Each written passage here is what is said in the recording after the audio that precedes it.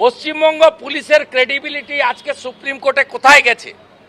একটা non political নির্বাচন, symbol নেই, পার্টি ব্যানারে লড়াই হয় না, ঝান্ডা থাকে না, সমবায়ের ভোটে যে সুপ্রিম কোর্ট সাংবিধানিক বেঞ্চ, যে সুপ্রিম কোর্ট বড় বড় জাজমেন্ট দেন, ভারতবর্ষকে দিশা দেখান, তারা আজকে পশ্চিমবঙ্গে সামান্য সমবায় ভোট, যেখানে সাধারণ মানুষ ভোটার নয়, শেয়ার হোল্ডাররা ভোটার, সেখানে বলছে প্যারামিলিটারি ফোর্স দিতে হবে এবং কোঅপারেটিভ ইলেকশন কমিশনকে গাড়ি করে নিরাপত্তা দিয়ে শেয়ার হোল্ডারদের ভোট গ্রহণ কেন্দ্রে নিয়ে যেতে হবে, ফিরিয়ে দিতে হবে। কোন রাজ্যে আপনি বসবাস করছেন? না, এগুলো তো নিশ্চয়ই প্রশাসনিক ব্যাপার, তারা বলবেন। এখন যদি কেউ ঠিক করে নেয় যে কোনো জায়গায় আমরা গন্ডগোল করব, গতকাল তো নন্দীগ্রামে গন্ডগোল করেছে, বিজেপি হামলা করেছে, আমাদের ছেলে মারা গেছে, তো যারা গন্ডগোল করছে তারাই আবার গিয়ে আবার কেন্দ্রীয় বাহিনী চাইছে। এগুলো সব মানে রাজনৈতিক নানা ধরনের কাণ্ড কারখানা।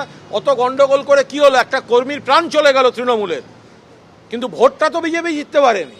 কেন্দ্রীয় বাহিনী কানুক আর যাই থাকুক, তৃণমূল কংগ্রেস জনগণের সঙ্গে আছে, জনগণ তৃণমূলের সঙ্গে আছে। ফলে ওইসব কেন্দ্রীয় বাহিনী টাইনি যেখানেই থাকুক, জিতবে কারা? তৃণমূল কংগ্রেস। ভোটে অশান্তির বাংলায় এবার সমবায় ভোটেও কেন্দ্রীয় বাহিনী দিয়ে রবিবার কাঁথিতে সমবায় ব্যাংকের ভোট গ্রহণ। কথা বলবো, আমাদের সঙ্গে রয়েছেন আমাদের প্রতিনিধি সৌভিক মজুমদার। সৌভিক, লোকসভা বিধানসভা তো বটেই, এমনকি পঞ্চায়েত নির্বাচনও হয়েছে কেন্দ্রীয় বাহিনী দিয়ে। সমবায় ভোটে কেন্দ্রীয় বাহিনী, সুপ্রিম কোর্টের নির্দেশে তো বেনজির নির্দেশ।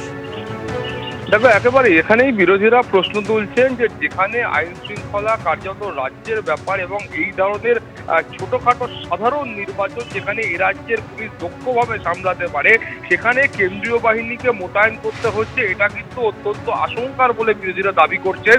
এবং তাদের একেবারে স্পষ্ট বক্তব্য হলো যে সেখানে এমন পরিস্থিতি বর্তমানে তৈরি হয়েছে এবং যারা মামলা করেছিলেন সেই আইনজীবীরাও বোঝাতে সক্ষম হয়েছে যেখানকার পরিস্থিতি এতটাই গুরুত্বপূর্ণ যে সেখানে কেন্দ্রীয় বাহিনী ছাড়া ওই ভোট গ্রহণ কেন্দ্রগুলিতে ভোট সম্পন্ন করা, সুষ্ঠুভাবে নির্বাচন সম্পন্ন করা কার্যত অসম্ভব।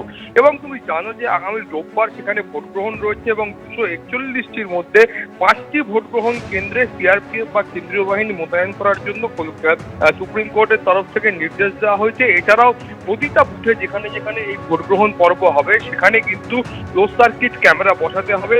ফলত একেবারে কঠোর নিরাপত্তার মধ্যে এই ভোট গ্রহণ পর্বটাকে করতে হবে, এই মর্মে সুপ্রিম কোর্টের তরফে নির্দেশ দেওয়া হয়েছে। 3 বছর পরে সেখানে এই ভোট গ্রহণ পর্বটা হবে।